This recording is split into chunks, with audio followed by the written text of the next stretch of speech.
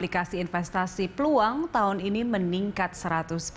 Hal itu salah satunya dicapai melalui literasi keuangan yang dilakukan perusahaan lewat sejumlah program edukasi, baik di media sosial maupun ajang lainnya.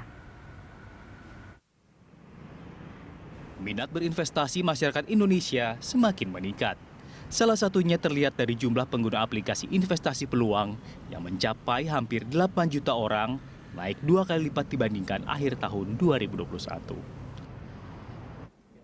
VP External Affairs Peluang, Wilson Andrew mengatakan, dari sekitar 7,9 juta pengguna per Agustus 2022, aplikasi multi aset ini paling banyak digunakan oleh masyarakat berusia 30 tahun.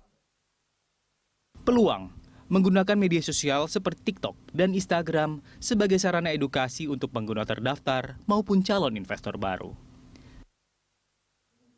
Karena kondisi pasar keuangan yang belum stabil, Peluang juga fokus membuat konten edukasi berisi informasi jenis-jenis investasi yang aman dari inflasi seperti reksadana, emas, dan pendapatan tetap.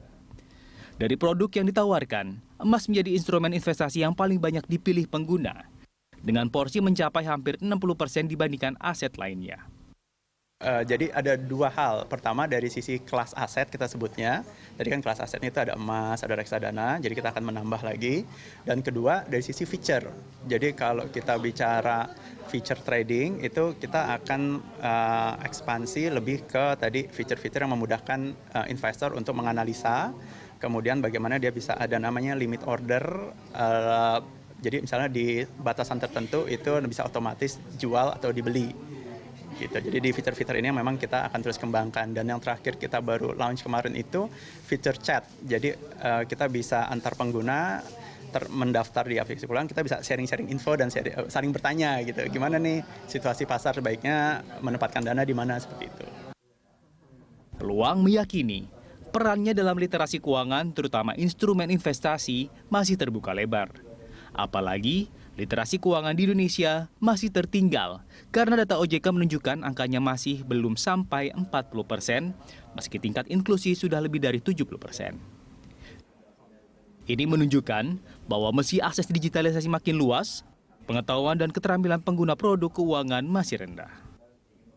Kita memang dari sisi program-program edukasi kita sebenarnya ingin menjangkau semuanya gitu. Maksudnya bahkan yang masyarakat yang sudah senior misalnya, dan memang kalau kita lihat di data pengguna Peluang itu juga ada segmen tersebut yang mungkin berbeda dengan dengan segmen yang di usia lebih muda. Salah satu perbedaan behaviornya mungkin dari sisi nilai yang diinvestasikan. Kalau makin muda biasanya kita nyebutnya retail ya mungkin per bulan itu di bawah 1 juta misalnya yang diinvestasikan. Tapi kalau memang yang sudah memiliki penghasilan yang lebih mapan itu biasanya bisa lebih dari itu nilainya. Penyedia aplikasi Peluang memilih media sosial sebagai sarana edukasi karena turut menyasar milenial sebagai target pasarnya. Perusahaan juga melakukan edukasi melalui website dan aplikasi Peluang. Jeff Anderson, Amin Subarkah, Berita 1, Jakarta.